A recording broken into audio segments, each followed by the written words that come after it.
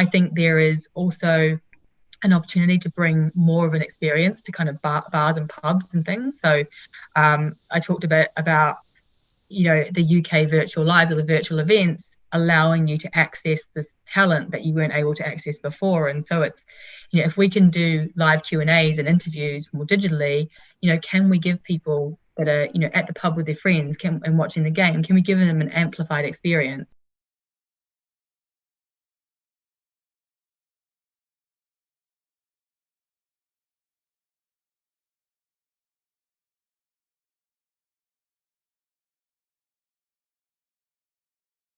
Certainly the lack of London Games has allowed us as an organisation to really look at the ways in which we can deepen our community footprint.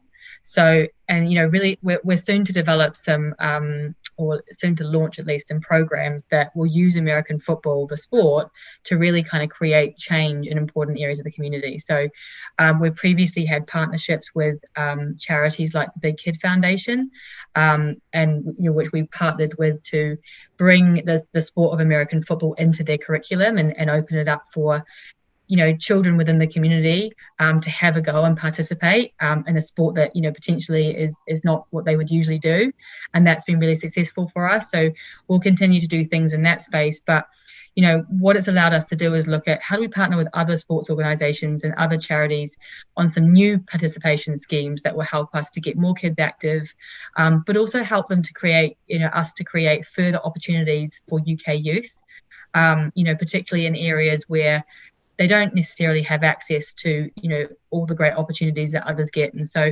whether that be employment opportunities or education opportunities, or even in some cases playing the sport, and even, that creating opportunities for them to play in the college system across the pond. So a lot of exciting stuff to come, but it's certainly been a time where we've been able to really develop some of those community programs, and we're really excited to launch them in 2021.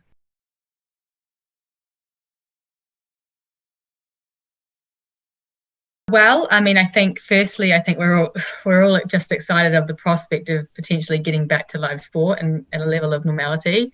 So I think I'm looking forward to watching and also exploring.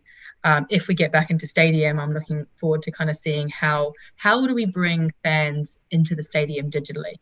So there's only so many tickets you can sell to a game. And I think the learnings from 2020 and how fans are consuming more digitally has potentially opened up an opportunity for us to explore tech that maybe allows us to share more of the in-stadium experience with fans that aren't there in person, but via digital formats. And I think we've seen a couple of, stadiums, particularly in the US, exploring with digital screens and people being on those screens, etc. And I think there's probably multiple ways it can be done. But I'm certainly interested to kind of look at, what's possible.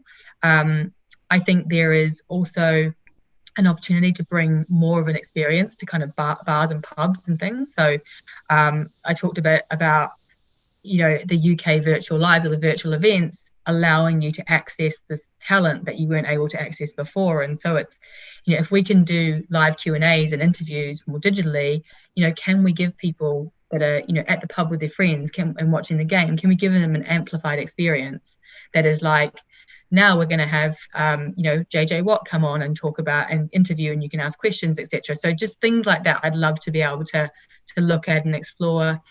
And then I think for those watching at home, I'd like to look more at technology that enables fans to watch live with other fans, kind of like the virtual room thing we were just talking about.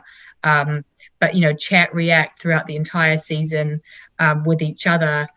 In this kind of in-person environment, but not in person in reality, invite players in to kind of watch with them. I know the technology already exists, and I think people are kind of starting to do it already, but I look forward to kind of looking at ways at how best to use that technology and